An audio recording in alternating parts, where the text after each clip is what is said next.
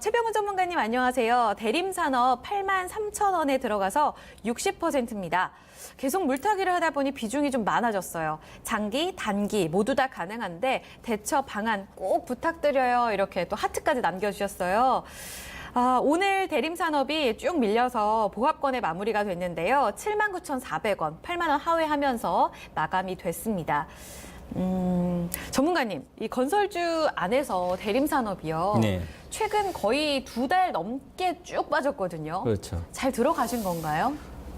일단은 지난번에는 이제 건설의 모멘텀이 많았는데 8월부터 8월 1일 대책, 부동산 대책 나오고부터 그때가 7월 말 정도부터 시작했죠. 그러면 네. 계속 빠진 게 2분기 실적이 발표되고 실적은 괜찮았으니까 그다음부터는 3분기 실적도 괜찮습니다. 성수기이기 때문에 건설하고 예. 화학. 이게 여천 NCC가 있기 때문에 순수학도 좋거든요.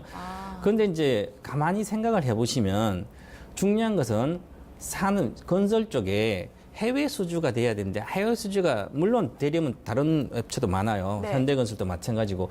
그러면 향후에 성장할 수 있는 매출을 늘릴 수 있는 방법이 별로 없는 거예요. 그죠?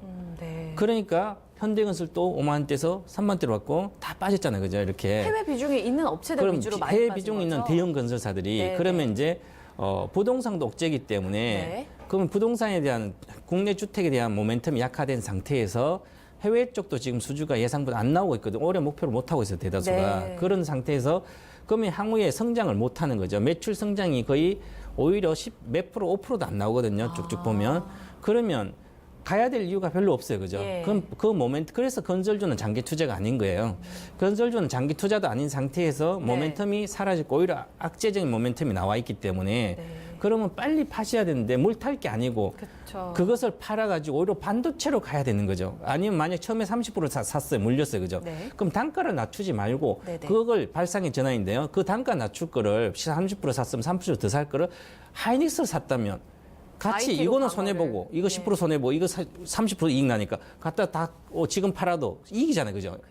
이게 이렇게 생각을 해줘야 되는 거죠. 그래서 제가 이렇게 말씀드리는데 나쁜 주식은 물 타면 물에 빠져 죽습니다. 잘못하면. 그래서 모르는 주식은 자꾸 물 타시면 안 돼요. 빠진 이유는 분명히 있으니까. 그러면 장기 투자할 종목 업종이 장기 투자할 종목은 조선이나 건설이라든지 이런 건 장기 투자가 아니거든요. 특히 화학도 마찬가지고요.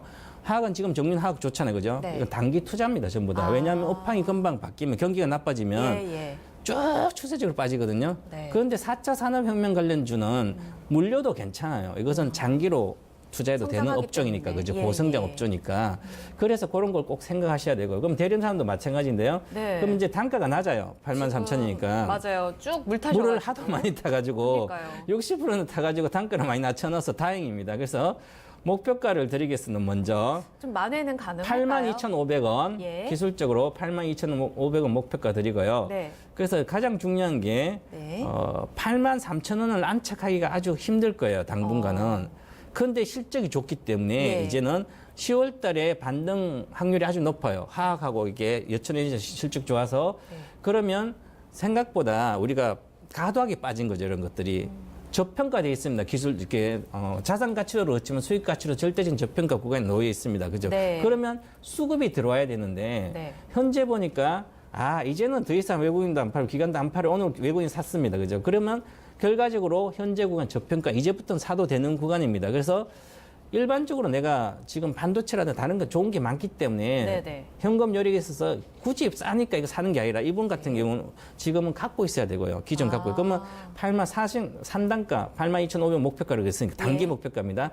그거는 충분히 갈 수 있을 거니까 현재는 기다리시면 될 것 같고요. 그래서 장기적으로는 좀 더 봐야 되거든요. 실적 나온 거 보고. 그래서 아마 모멘텀이 크진 않아요. 그런데 중요한 것은 10월 달 하순부터 시작해서 주로 건설주가 거의 바닥을 찍고 반등을 주로 해요.